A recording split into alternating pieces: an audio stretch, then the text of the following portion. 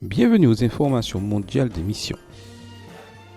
Aujourd'hui, le missionnaire qui a transformé ma vie. Eugène est allé étudier la théologie à Solusi College à la fin des années 1970, mais ne voulait pas abandonner les anciennes coutumes. Il aimait par exemple écouter de la musique profane comme le rock'n'roll et le faisait dans l'université.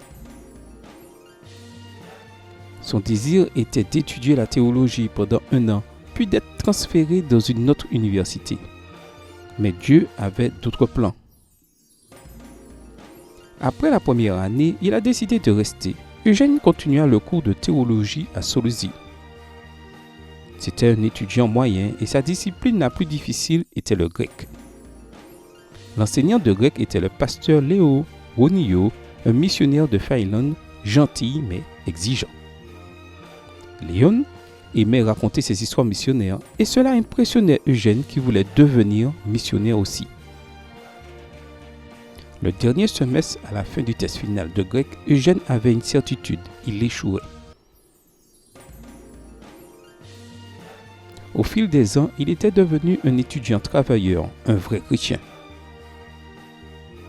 Mais la discipline grecque n'était tout simplement pas entrée dans sa tête. Eugène avait déjà été approuvé dans les autres disciplines, mais sans approbation en grec, il ne pouvait pas obtenir son diplôme.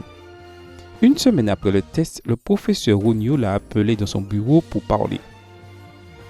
Le professeur a dit « Eugène, j'ai vu que tu as quitté tes mauvaises habitudes et commencé à aimer Dieu. Je sais que tu as fait de ton mieux pour passer le grec, mais tu n'as pas réussi.